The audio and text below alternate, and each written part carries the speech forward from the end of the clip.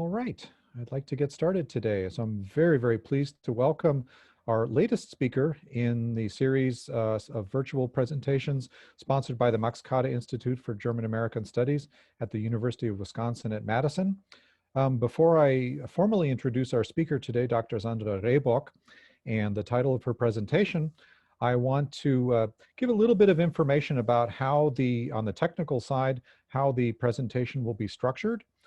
Dr. Rebok will be presenting for about 45 minutes or so.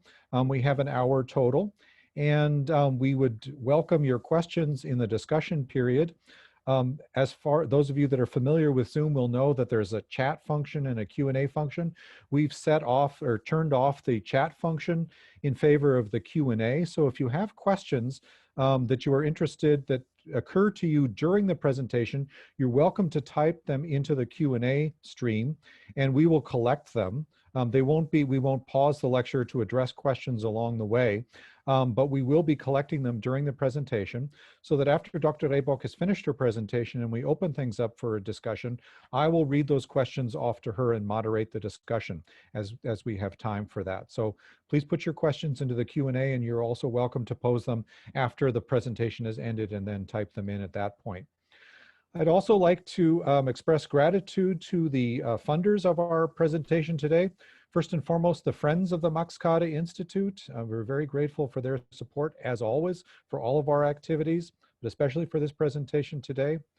And then three units on the University of Wisconsin-Madison campus: the Center for German and European Studies, the Department of German and Nordic and Slavic Plus, and also the University Lectures Anonymous Fund. We're very grateful for their support of today's presentation. So now I'd like to welcome our presenter today. Her name is Dr. Sandra Rebok. She's a historian of science and works as an academic writer, public speaker, and scholarly consultant. Her research and publications focus on the globalization of science, intellectual networks, and transnational scientific collaborations during the 19th century.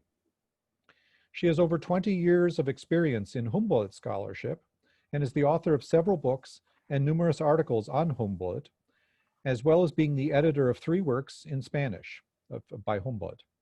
Her last book, or most recent book, discusses the intellectual exchange between Thomas Jefferson, called in English Jefferson and Humboldt, A Transatlantic Friendship of the Enlightenment, and that was published in 2014.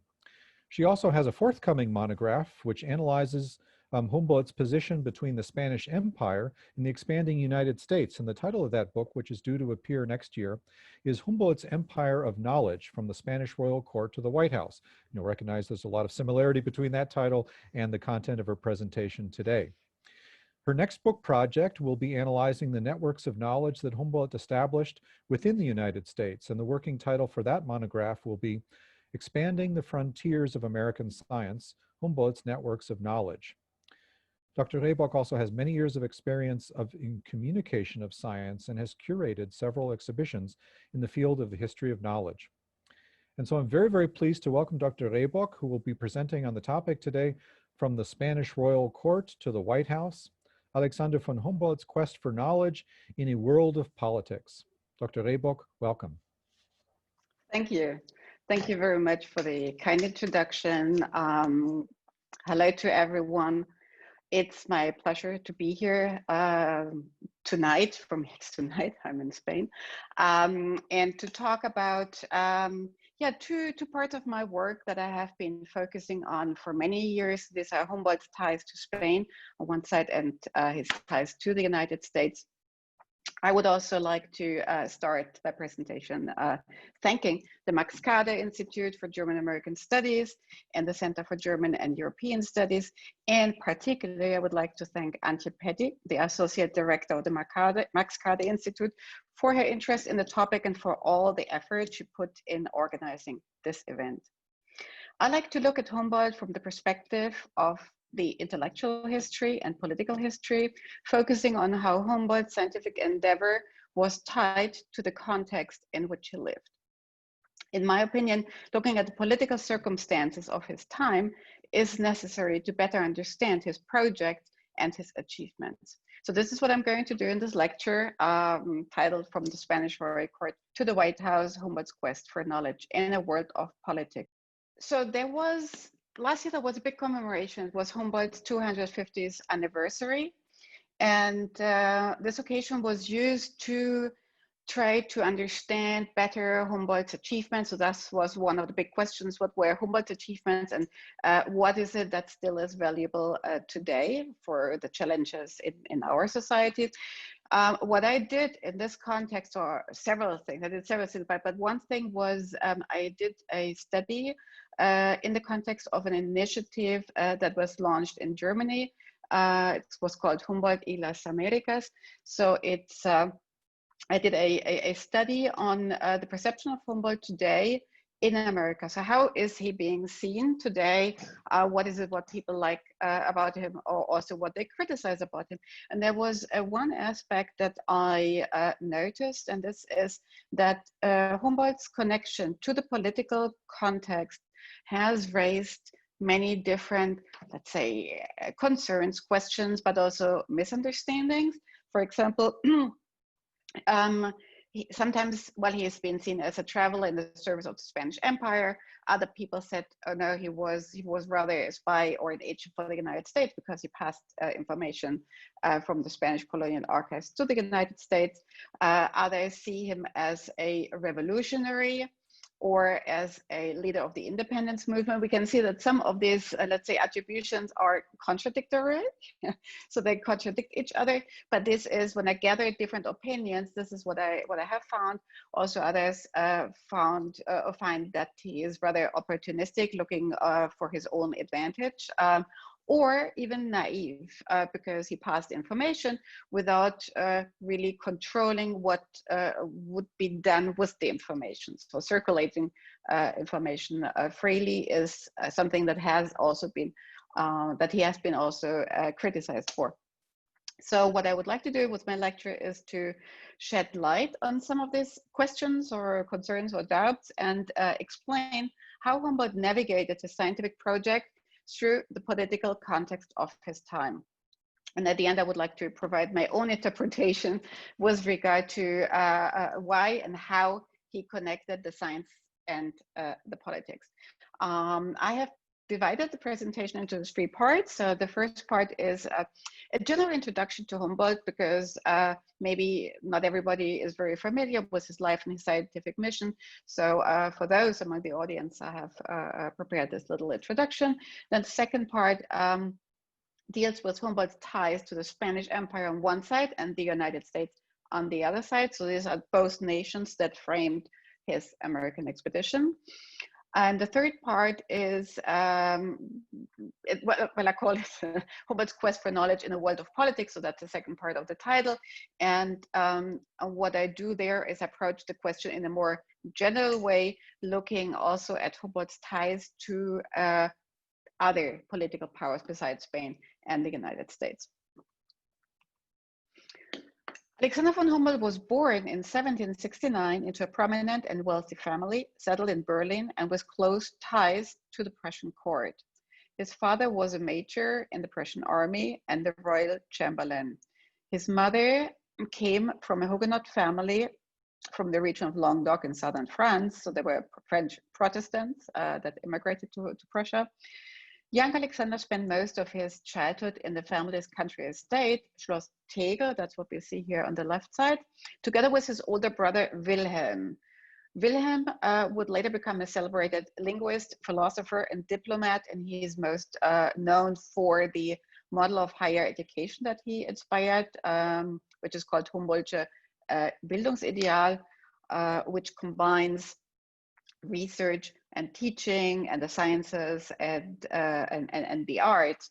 So this is a model that he became very, very famous for. The 2 brothers, they maintained a very close connection through their entire life. So they were intellectually and socially very connected, but yeah, also professionally, because they would not only discuss their own concerns, but also pass information and yeah, work on several aspects together, or at least in connection. Their mother, Marie Elisabeth, pursued the best possible education for her sons, hiring outstanding personalities as private tutors. Among them were Joachim Heinrich Campe, a well-known writer, or Gottlieb Johann Christian Kund, who became quite influential for the family, especially after their father had passed away at a young age of Alexander and Wilhelm. During their upbringing in Berlin, also the Jewish community left an important mark on their educational values because they attended the salons that they organized as a cultural and social space in enlightened Berlin.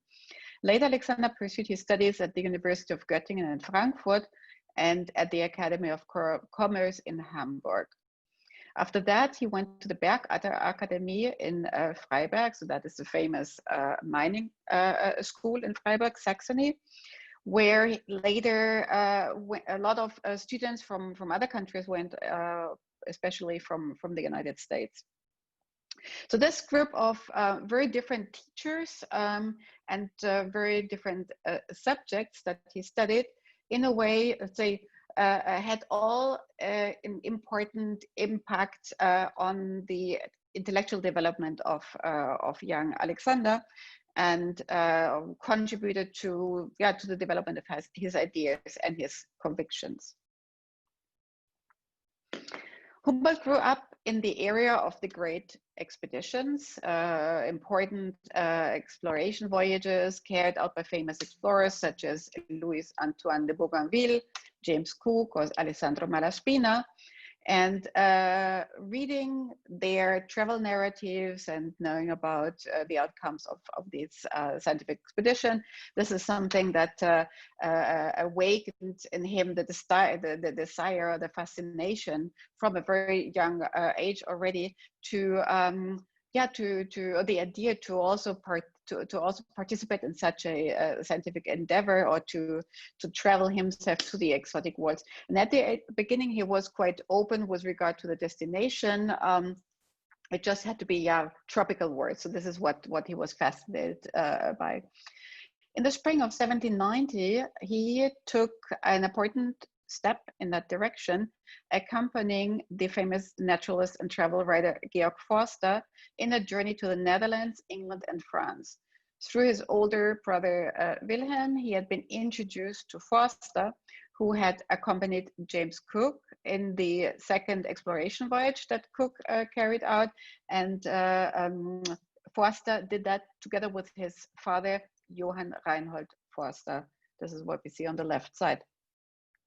In his diaries, Humboldt described how his first visit to London, in particular his encounter with the famous naturalist Joseph Banks, inspired him and defined his own vocation as a naturalist.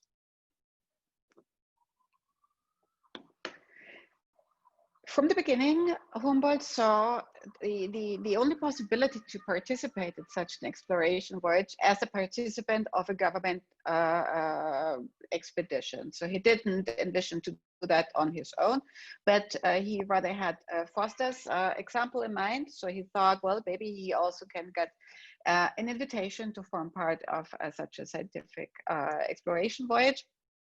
And since at that moment, Prussia did not have any colonies yet, for him, it was clear that he had to connect to another nation. However, it wasn't England, but it was in France where he received the first offer to participate in such a project.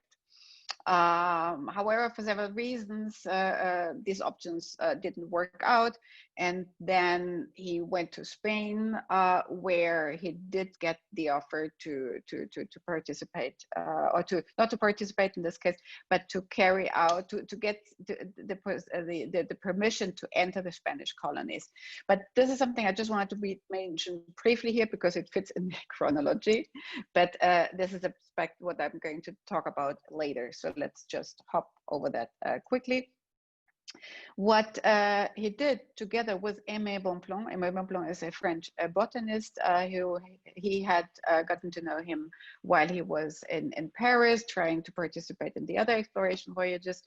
And Aimé Bonpland accompanied him on the entire expedition through the Spanish colonies in America. Later, there was also Carlos de Montúfar Hilaria, who from Quito on, he joined the exploration voyage. What is important if we look at this expedition is that it was 5 years, that what you have to keep in mind is that he traveled not to what we know today as modern Venezuela or Ecuador, etc., but these were the Spanish viceroyalties. So he traveled through what then was Nueva Granada, Peru, Nueva España, Cuba, and at the end, he added a short visit to the United States. That's what we see on the left side. But this is also another aspect that we're going to talk a bit more later. When they returned to Europe after 5 years, Humboldt decided that he wanted to live in Paris, and because Paris was at that moment, it was the center, the capital of science in Europe. It was the best place where you could be if you had such a challenging scientific project as Humboldt had, and this was to elaborate all the material that he brought to prepare his publications, and to not only write the text, but to prepare maps and paintings, etc. So there was no doubt Paris was the best place, and this was also a place where he felt very comfortable. So he decided to stay there basically until 1827, when he had to return to Berlin for several reasons. One was that the Prussian king claimed him back because he was so famous, and the Prussian monarch thought that the famous Prussian should be at the Prussian court and not in Paris, but also because his personal funds that he had used for his expedition, for the preparation of the publication, his funds were almost exhausted. So there he had, let's say, less liberty to take decisions. So he had to take the offer he got from the Prussian king. He returned to Berlin, and there he worked. He continued working on the preparation of the results of his exploration voyages. He passed away in 1859 when he was almost 90 years old, and he passed away when he was still working on the 5th volume of the Cosmos. The Cosmos is his last and final synthesizing and final work. We can see it here on the left side. He left behind a huge collection of different plant species, of it's around 60,000 different plant species, of a large array of astronomical observations, geological, zoological, botanical, ethnographic descriptions, etc. A large number of letters, of maps, of paintings, etc. Most of his, not most, but the most important of his publications were quickly translated into different languages. Especially the Cosmos was quickly translated in several languages, but also the different editions were done from his scientific expedition, scientific publications. So editions that were more aimed to a general audience, or editions that had more illustrations, etc. So his publications, got a lot of attention, and people used to refer to them in many different ways, and they also inspired his text, but also his illustrations, and inspired many other people in their own scientific work, but also in the exploration voyages that they were going to undertake. So after this general introduction, let's focus on the first part of the title, From the Spanish Royal Court to the White House. As I mentioned before, after several exploration voyages in France did not go ahead, he decided to travel to Spain. The idea was initially to spend the winter on the coast, especially in Valencia. So we can see in his diaries, he makes comments on that. He had already heard that that the climate is very pleasant, so this is a good place to spend the winter. But when he was in Spain, he also quickly noted that also the political climate was very beneficial to his scientific pursuits. So then, instead of passing Spain and going elsewhere, he decided to travel from Barcelona, Valencia, to Madrid, where he obtained the travel authorization. There's something we're going to see now with more detail. And then they, I have to say they, because Aimé Bonpland accompanied him. They left from La Coruña, which is in northwestern Spain.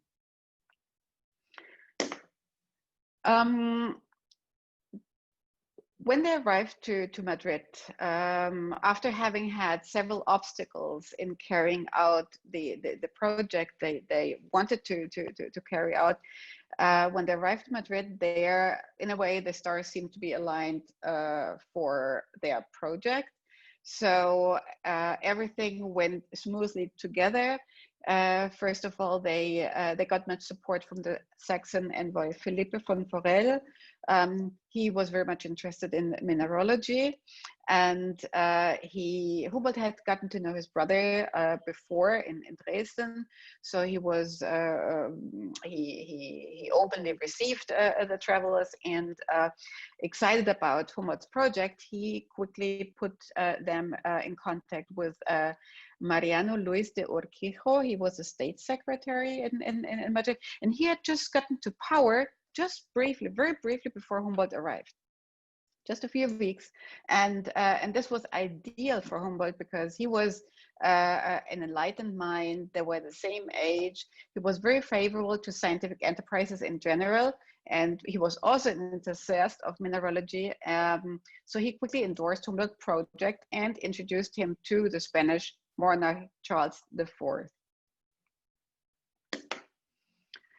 Normally, obtaining such a travel authorization as the one that Humboldt needed, that what he had in mind, was to get something like that was quite unlikely, because the Spanish court, as any other European powers, they had no interest in foreign travelers pursuing their own interest within their colonial territories. So the Spanish Empire did incorporate many foreigners in their own service, but that is something different. So I'm going to talk more about that difference later. But so normally they would not endorse travelers like Humboldt, who had the idea to travel there on their own and do whatever they please to study. But for several reasons, Humboldt, he got an invitation to Aranjuez. Before, what we saw was the royal palace in Aranjuez. So Aranjuez is to Madrid like Versailles to Paris. And what he did is he presented his project with what we would call today a CV and a proposal, so the description of his project. And apparently the king was excited from the beginning. He was excited about Humboldt's accomplishment, and also found that the project was very impressive and very ambitious. So he authorized that Humboldt should get this travel authorization. In fact, we call it passport. We can see it here. We call it passport, but it was much more than that. So it was a combination of a safe conduct and letters of recommendation. So I have quoted some of the expressions of this safe conduct. For example, it allowed him to enter not only the Americas, but also all other Spanish overseas dominions that, for example, included the Philippines. And that's also something what Humboldt wanted to do, but then later he decided that he would postpone it. He was allowed to undertake all types of observations and all studies that he considered useful.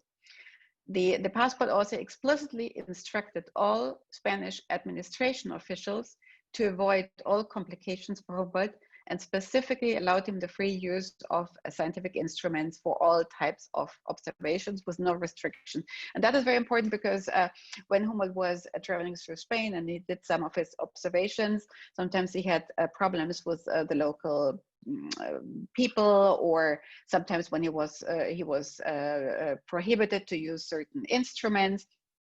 So that's why he made sure that in this passport it had this explicit reference that he can use all instruments that he wanted, that he could travel wherever he wanted, stay at the places wherever he wanted, as long as he wanted. So it was basically he could do whatever he wanted, and the Spanish officials, they were instructed to help him, facilitate him access to all the archives or to whatever documents he wanted to see. There was only one condition, and that is important to understand. The only condition in this passport was that Humboldt should send material, so mineralogical collections, but also botanical collections, to enrich the two main scientific institutions in Madrid, the history of the Museum of Natural History in its previous version, and the Royal Botanical Garden. It is important to know that he did not receive any economic means for his expedition. So he was not paid, he didn't get his travel costs covered, not at all. And he did not travel in the service of the court. He traveled with the permission, and he needed the permission because it was Spanish colonial territory, so he couldn't go there simply without any permission. And Humboldt was very much aware of the extent of this generosity, and he wrote in his travel narratives, he said, "Never had so extensive a permission been granted to any traveler, and never had any foreigner been honored with more confidence on the part of the Spanish government." So in a way, what is important here to understand is that Humboldt, on one side, he traveled with a maximum of liberty as an independent traveler. So he didn't have any instructions, he didn't have any itinerary that he had to respect. But on the other side, a maximum of protection. So that is an ideal combination, and it's, in my understanding, it's also a key to his success.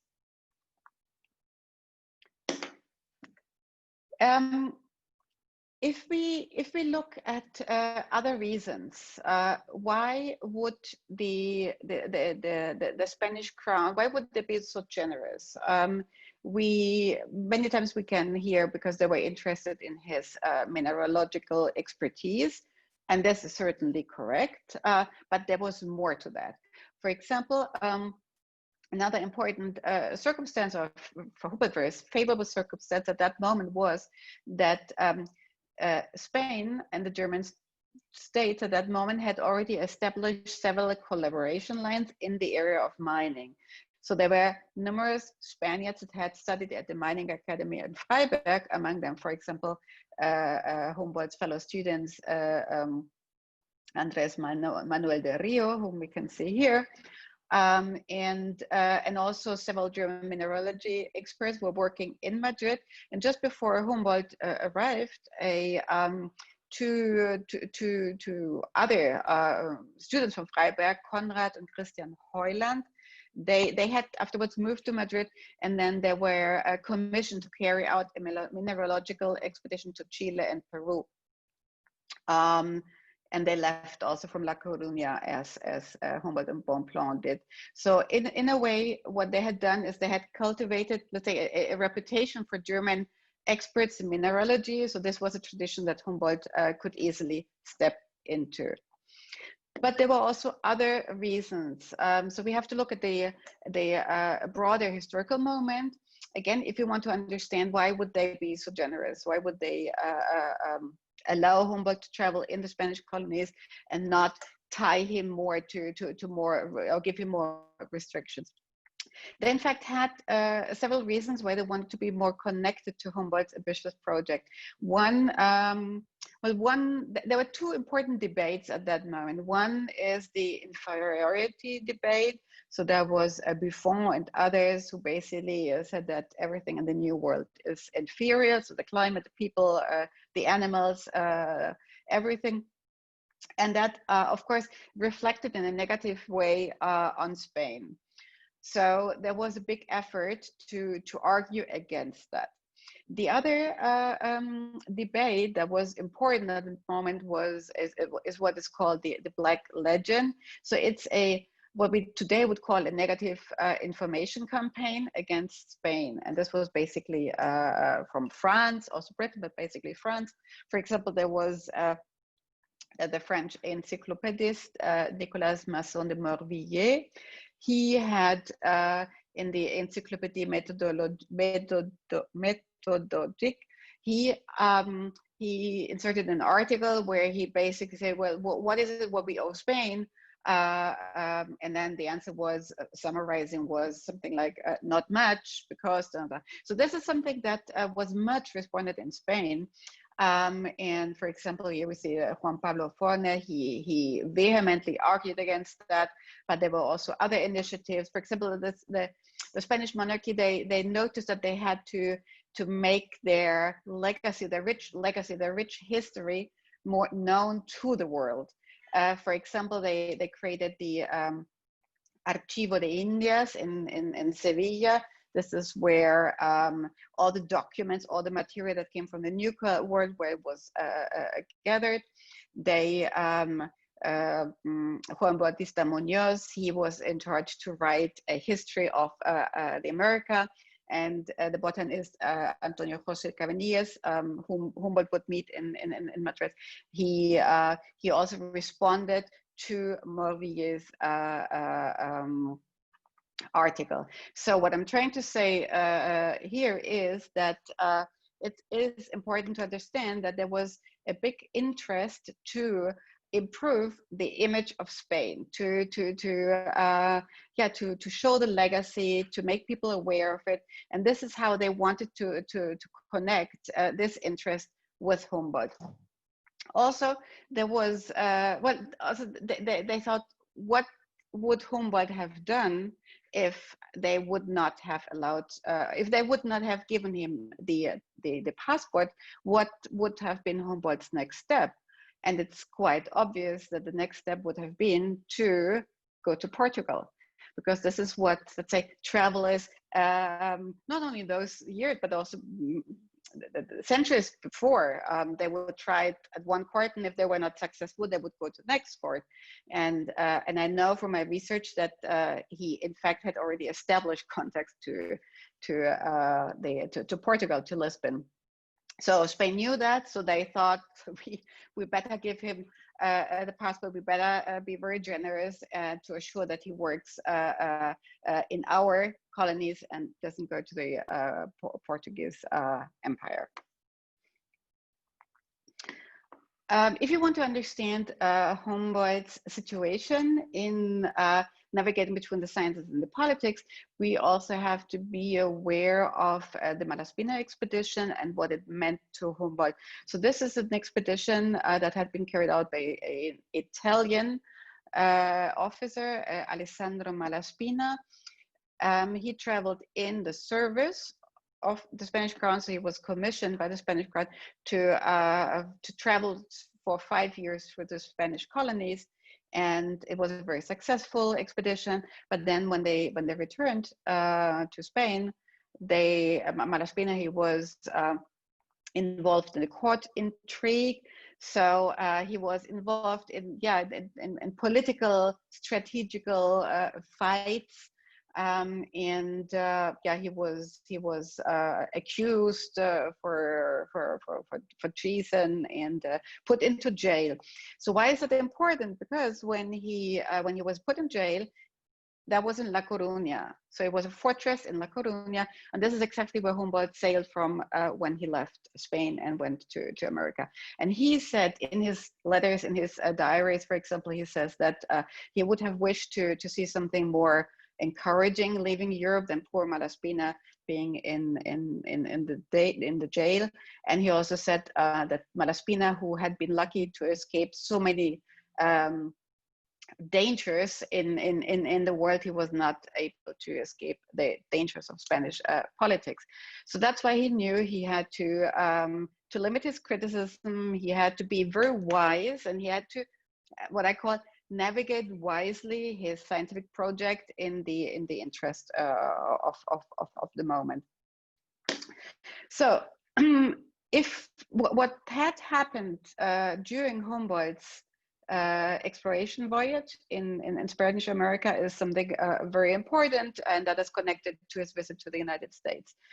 There was a big change through the purchase of the Louisiana Territory. So when Humboldt left Europe, this is how North America looked like, and this is the map we should have in mind with regard to the extension of New Spain, yellow, and the United States in gray. This changed with the Treaty of San Ildefonso. So Spain sold the Louisiana territory to France, and then France sold it to the United States. And with this, in one moment, the United States will double its size. And this was a totally different panorama than for Humboldt when he decided to add a visit to the United States, because now the position, the material in his position was now of interest for the United States government. So they added that visit for 6 weeks to the United States, went to Philadelphia, where they were basically involved with the members of the American Philosophical Society. From there, they went to Washington. Washington, they were the guest of Thomas Jefferson. And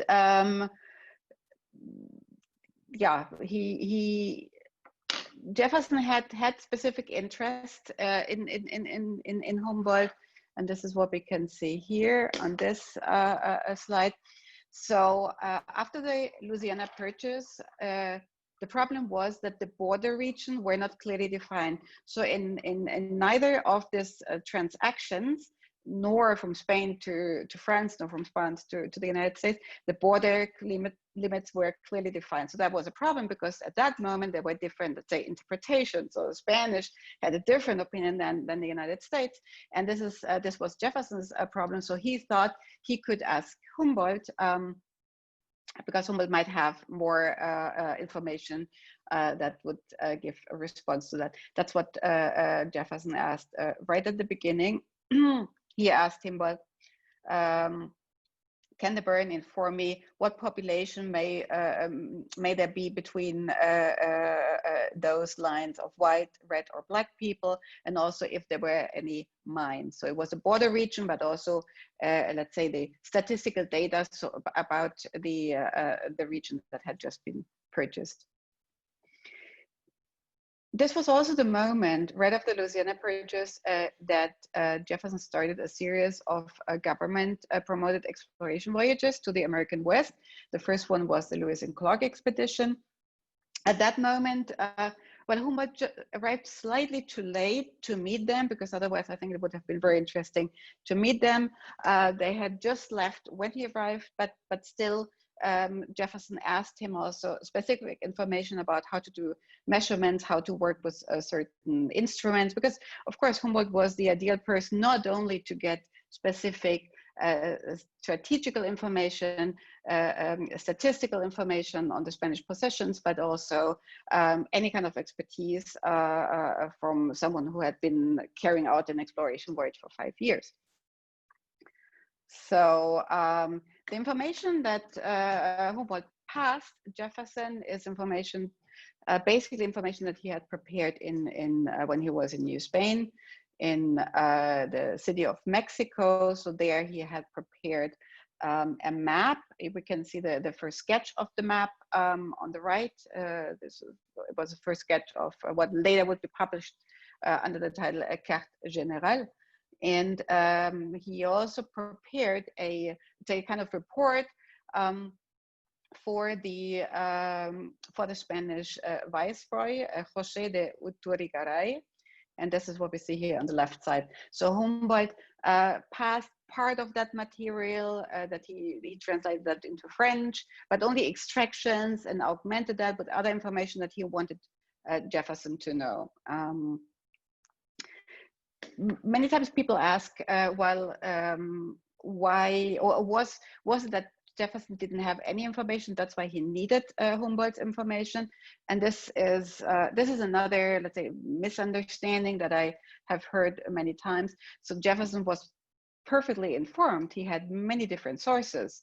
But first of all, Jefferson was very, he was not a very trustful person. So what he liked to do is to triangulate information. So if he got information from one side, he wanted to see if that information was true.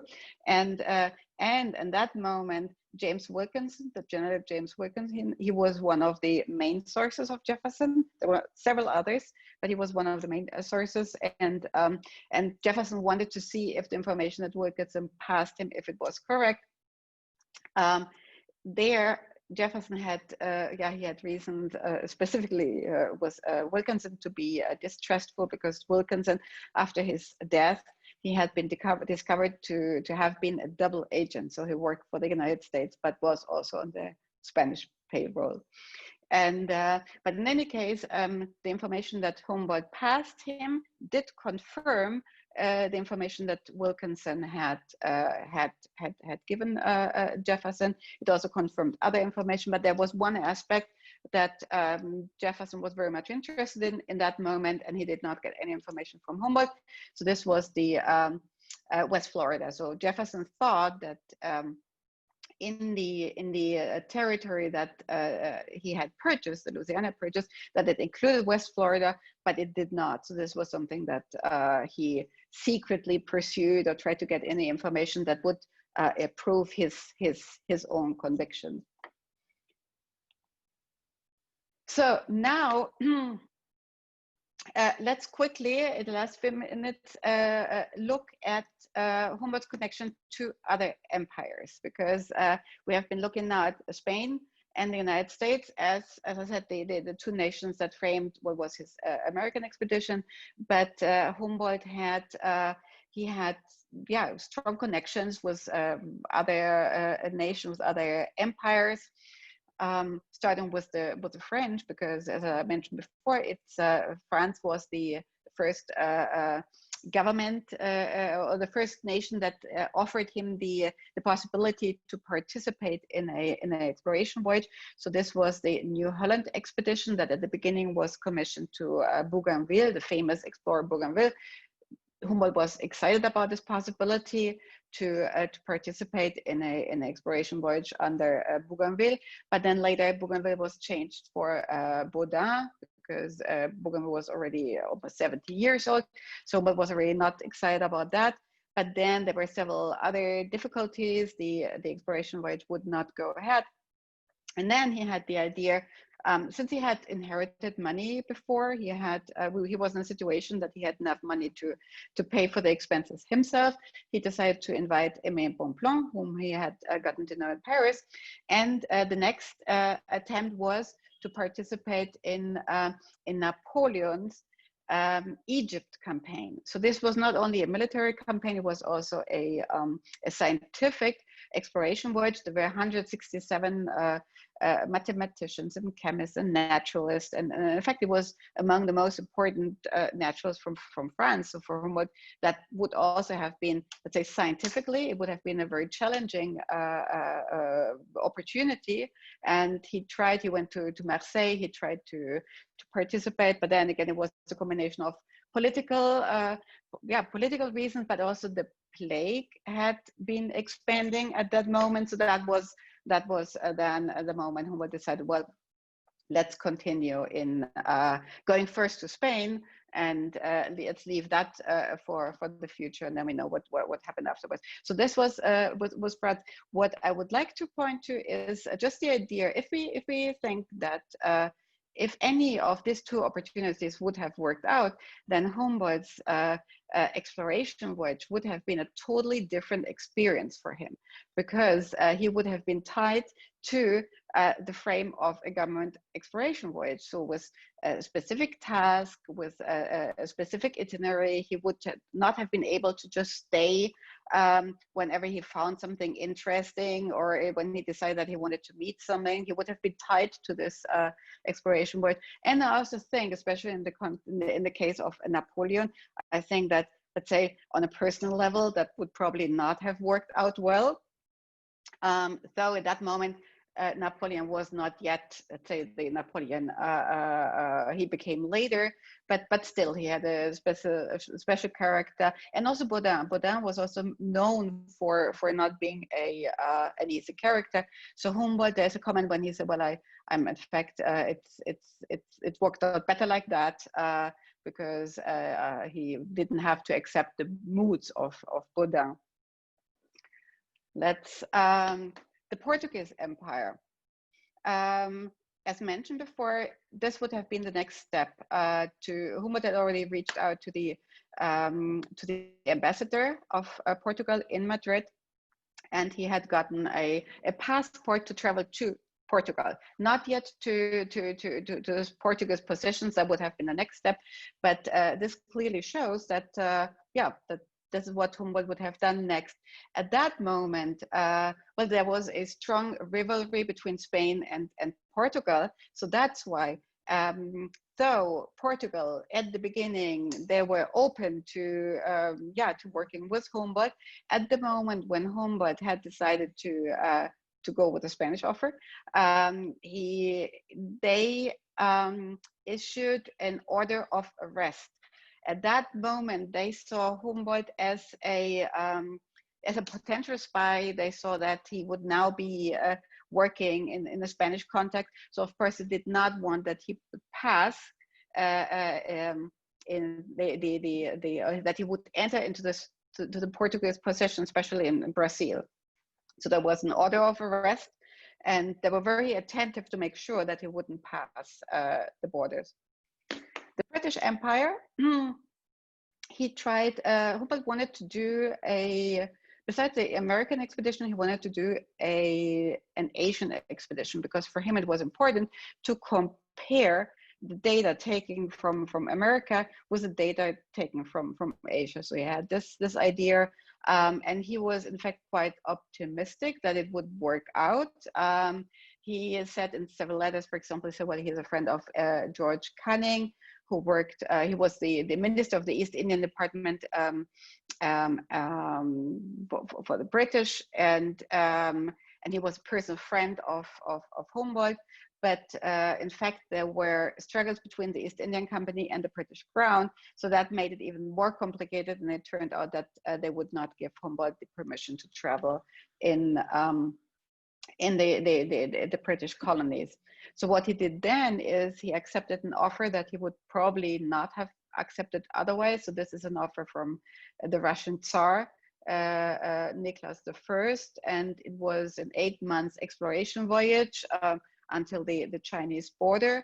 But contrary to the expedition he did in the Spanish colonies, in this case, he did work for the Russian Tsar. So he had specific tasks. It was a very limited, very restricted voyage.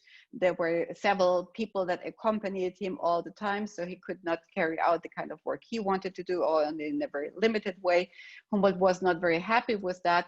But in a way, let's say, if an empire wants to, on one side, obtain the knowledge and the expertise from Humboldt, but not incur any risk that Humboldt could get information that he would then freely spread. So this is that was the Russian way how to handle that situation. As I said before, the British would say, no, we're not interested in this possibility. They said, well, we are, but under our conditions. So I have to come to an end quickly, with the Prussian court.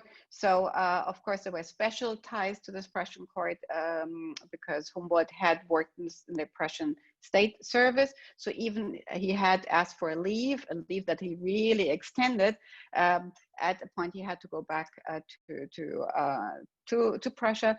And what he did then is he worked also as a, let's say, as a diplomat, as an unofficial diplomat. So he was sent to political missions. This is something that today we would call it science diplomacy. So the Prussian court, and this was Frederick William III, but also his successor, Frederick William the Fourth. So they offered Humboldt the possibility to accompany official missions, to connect with people, and especially in France, since he was well familiar with France. He had wonderful networks there. He was yeah, very, very well known and appreciated. So this is something that he did for the Prussian court. So also there we see he was always he had to connect his scientific interest, but also the political conditions, but also the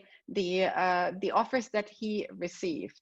So this is basically what I would like to say, summarizing, is Humboldt wanted to carry out an exploration voyage. So the question was not what system did he prefer or what circumstances would he prefer, but how to adapt to the circumstances, to the given circumstances. And even if he traveled as an independent scholar and self-sponsored, he was still connected to the larger political setting because he had to get the traveler authorizations. He was always on the ground of a different nation, and yeah, in a way, he had to connect his own travels with the strategic interest of those nations. And I think this is important to look, or that's why it's important to look at the political context, because we understand much better his decisions. That's so what I would like to do is yeah, just three ideas to summarize. Is one thing is yeah, we should not, if we look at Humboldt, we should not look at him through our lenses, with our values, and what today is politically acceptable for us, but keeping the meaning or keeping the political period of his time, the political values and the circumstance of his time into account.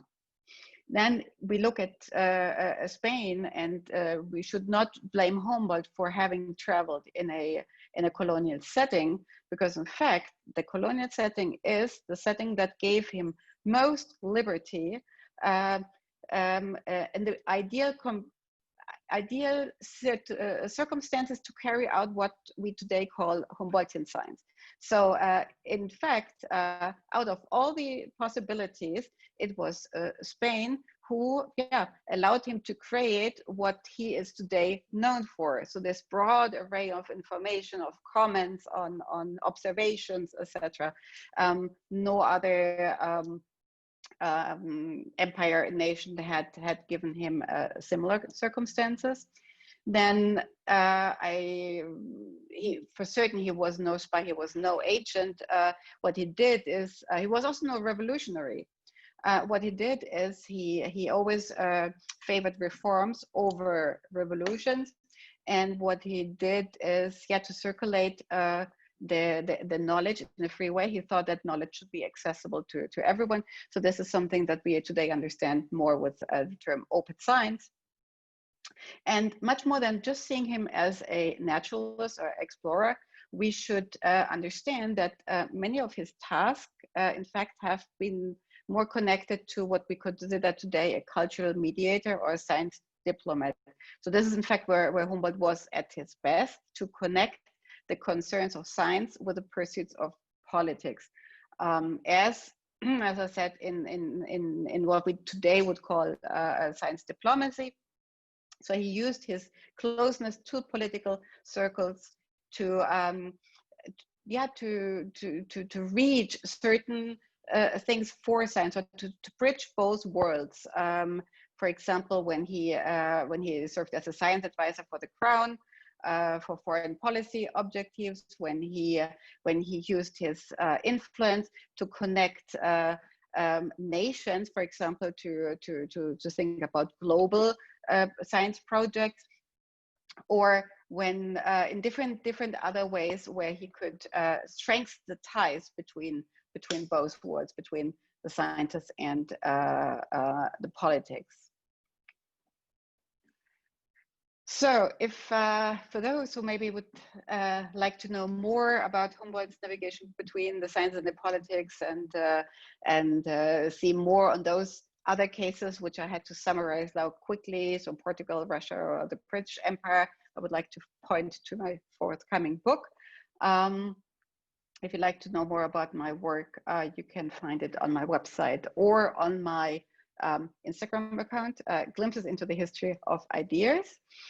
Yeah, so with this, I would like to come back and start with the questions. Do we have questions? We certainly do. We have two questions right off the bat, and we have about 5 minutes or so to chat. So the first question comes from David Krust in Texas, who spent a fair amount of time in Guyana, and he's actually researched Guyanese history. So his connection is, research in that connection is this: what are the connections between von Humboldt and the Schomburg brothers, Robert Hermann and Richard from Berlin, who were explorers for the British in British Guyana in the 1830s and 1840s? Yeah, there were connections, but in fact, I have not focused on that, so I couldn't give a solid answer on that. Maybe we should pass to the next question. Okay, sure. The next question is from Kevin Cordello. He says, many thanks for this wonderful presentation, Dr. Rebok. As to the need to be diplomatic, I have heard Alexander von Humboldt failed to win over Napoleon Bonaparte. And you did mention the possibility of his interest in maybe the Cairo expedition. Do you know if this is true, and if so, what caused this? Could you? I didn't understand. So there was. It seemed the impression that Kevin Cordello has is that von Humboldt did not impress Napoleon particularly. That's the part I hadn't understood. Yeah. Yes. So this is, for example, one of the questions that I developed further in this chapter on Humboldt in France. I have asked myself, why Napoleon? Because that's true. So Napoleon was not impressed by Humboldt, and he did not do what maybe other political leaders would have done in his situation, that is using more Humboldt, or the famous Prussian explorer living in Paris, to use that more for his own, let's say, political propaganda or strategic interest. He did not. There's one anecdote. Apparently, when before Napoleon's coronation, they got together. So Humboldt attended there, and there was a brief not meeting, but they encountered each other, and then Napoleon apparently asked Humboldt, "So you're interested in plants?" When Humboldt said yes, he said, "Well, so is my wife." Just to put, let's say, Humboldt in a totally different level. And then there was another occasion. This was, but again, this we have to see it in a larger political setting. After the invasion of Napoleon in Prussia, when Prussia was occupied by Napoleon, this was the moment when Humboldt returned to France because he wanted to continue living in Paris. And there was a moment when he got an order to leave the country within 24 hours. So this was something he was totally shocked by, and again, many times Humboldt, when he was in a difficult situation, since he had this really strong networks and many people that supported him, so in that context also there were people helping him out the situation. But yes, this was so Humboldt did not always have an easy time in Napoleon's France, and in fact, when he was going to return from the United States, in his last letter to Jefferson, he made a comment, a very negative comment about the panorama in Europe. And first, when I first read the letter, I said, why would he think so negatively about Europe all of a sudden?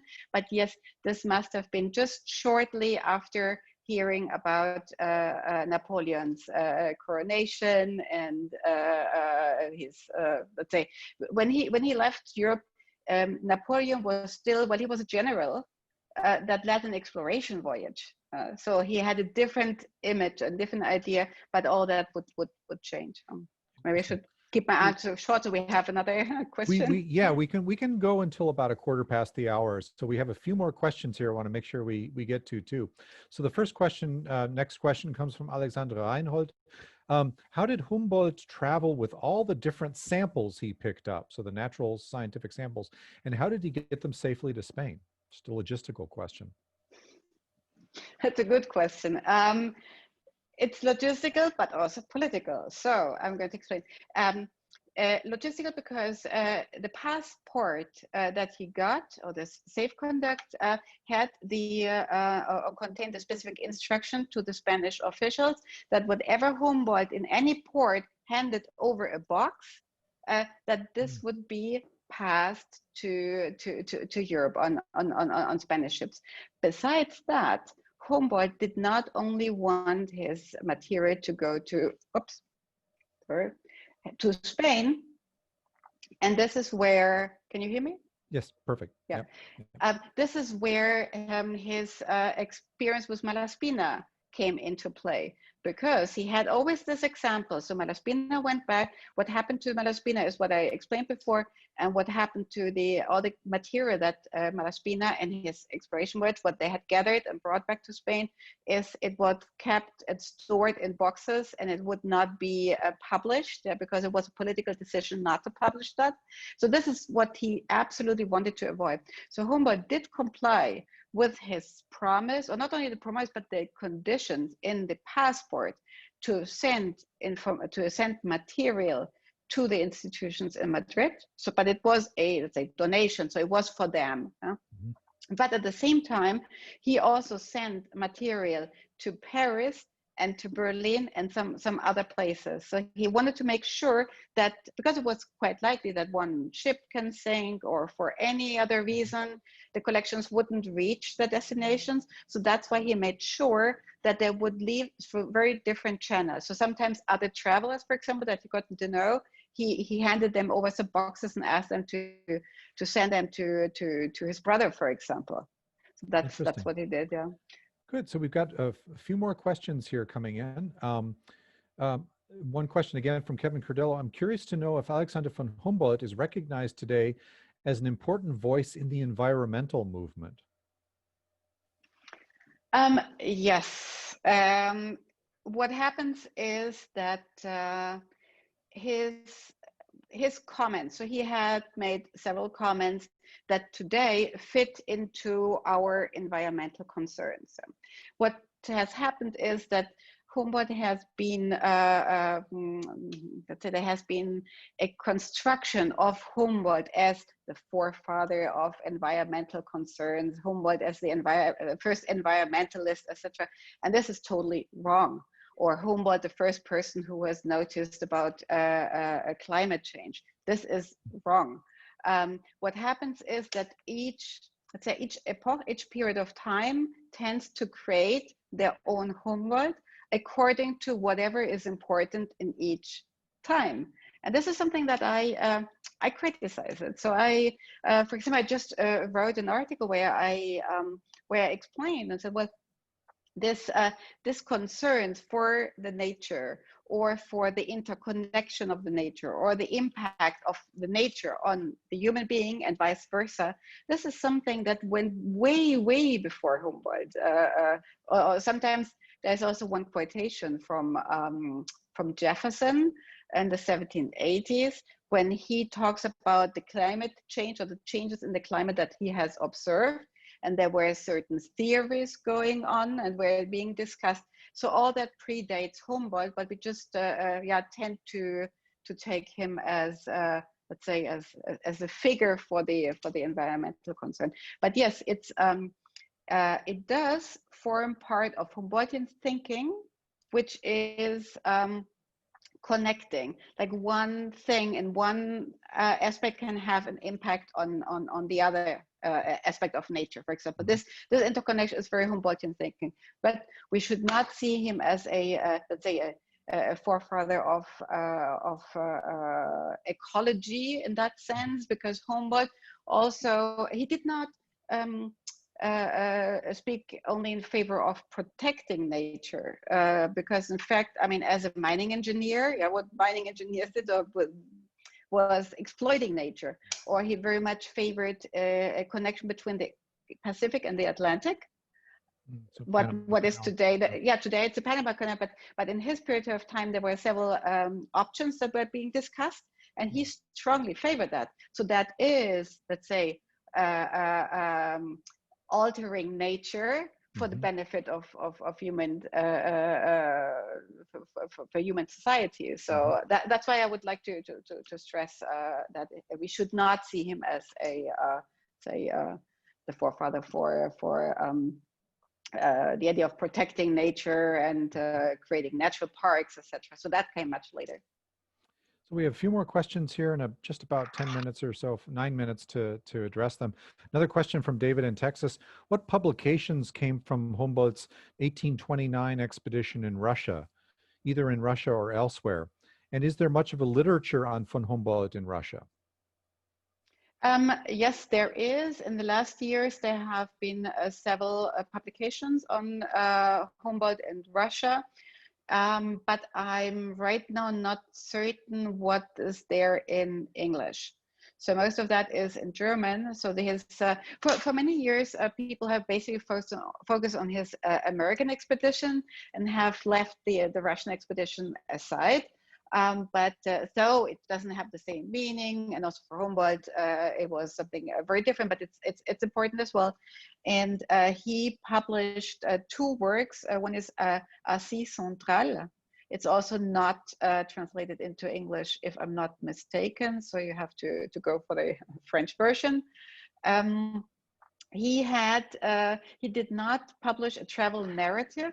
So that is what he did with the American expedition. He did not do that in this case because he was just so unhappy with the circumstances under which he had to carry out this expedition. And then afterwards, there were already tensions with the Russian Tsar. So I just thought, like, this time it's too dangerous to write, because of course he observed many things that he would have liked to mention in his publications, but he couldn't because he thought he could get into major problems. Great, thank you. Another question comes from Christy Bryan. Across the U.S., there are parks, highways, etc., named von Humboldt. I know Humboldt, California, too. Yet today's Americans do not routinely learn anything about him. Why? When and why did he become less important or interesting in the United States?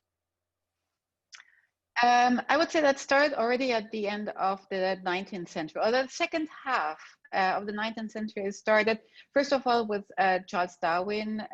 Darwin published his On the Origin of the Species in 1859. So this is the year Humboldt passed away. So Humboldt leaves. Darwin has this wonderful, this let's say, he gets great attention, as we know, positive and negative, but here is with his theory, and it's a theory that is totally opposed to Humboldt's harmonic worldview. Yeah? So now it's the battle, the survival of the fittest. So that is one thing. Then, of course, if we go later into history, well, the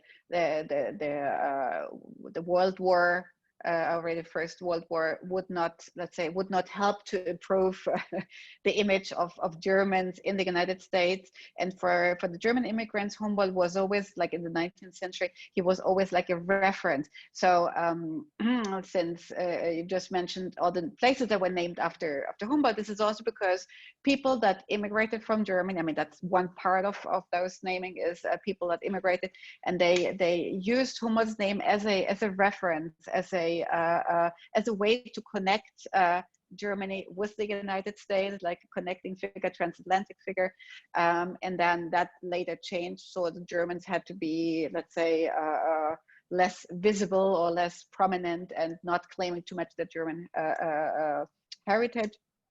And well, another reason, so this is what I have observed, is that in the context of the post-colonial studies in the United States, there has also been a strong criticism against Humboldt, seeing him as a colonial traveler, as an instrument for the Spanish Empire, etc.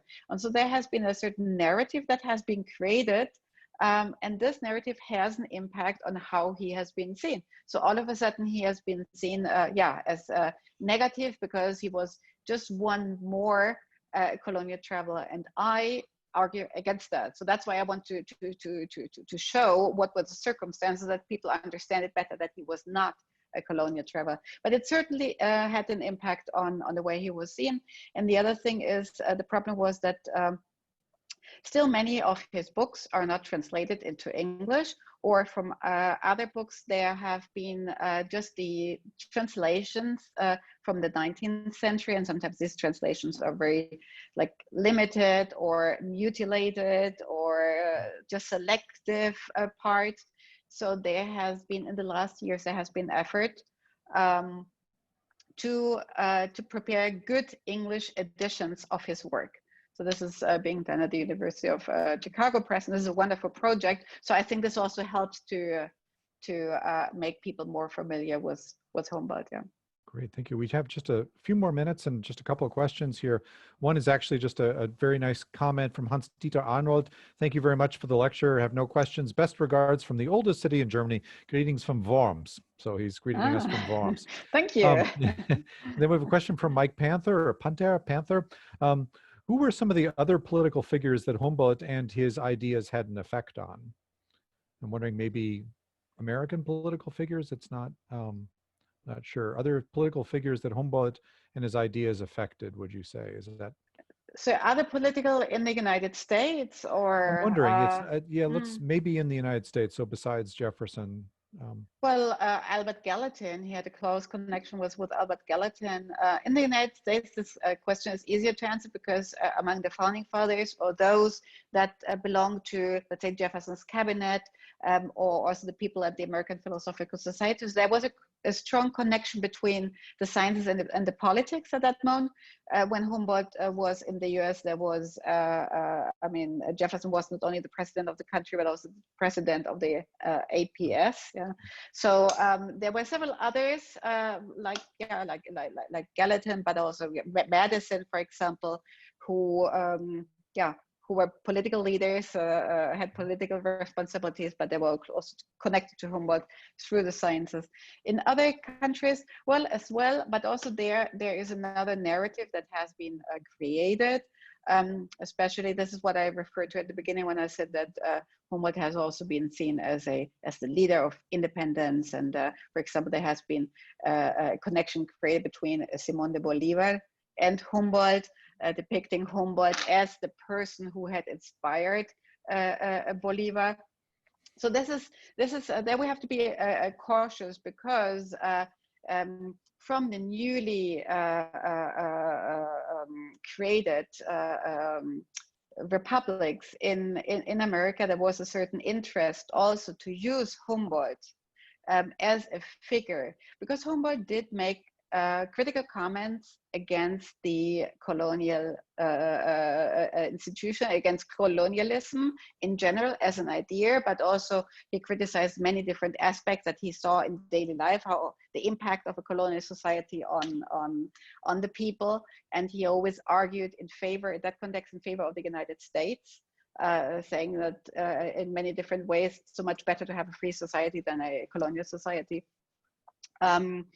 So yes, there has been a tendency to see him as the leader of independence, almost as the person who called for the arms. Yeah, but this is totally wrong. So Humboldt was always in favor of reforms, never in favor of revolutions. But yeah, this has been created. Well, thank you so much, Sandra, for joining us this evening from Spain. We appreciate it. And I also want to express a lot of gratitude to our sponsors again. So it's the Friends of the Max Kade Institute, the Center for German and European Studies, Department of German, Nordic, and Slavic Plus, and the University Lecturers Anonymous Fund Committee. And thanks to everybody for coming this afternoon. We've recorded this and we'll make it accessible also over the Max Kade Institute website, so you can watch it again or refer it to other people. In general, I recommend folks to check out our website to see We're going to be recording more of these presentations and making them accessible, but this was fantastic. We wish we could have welcomed you here to Madison, but on the other hand, we've had, so many people being able to attend, including from far away as Worms, Germany. So there's a silver lining in that too. But again, thank you, Sandra, so much for joining us today. Thank you very much for inviting me. It was my pleasure. Good. Thank you. Okay, bye. Bye-bye.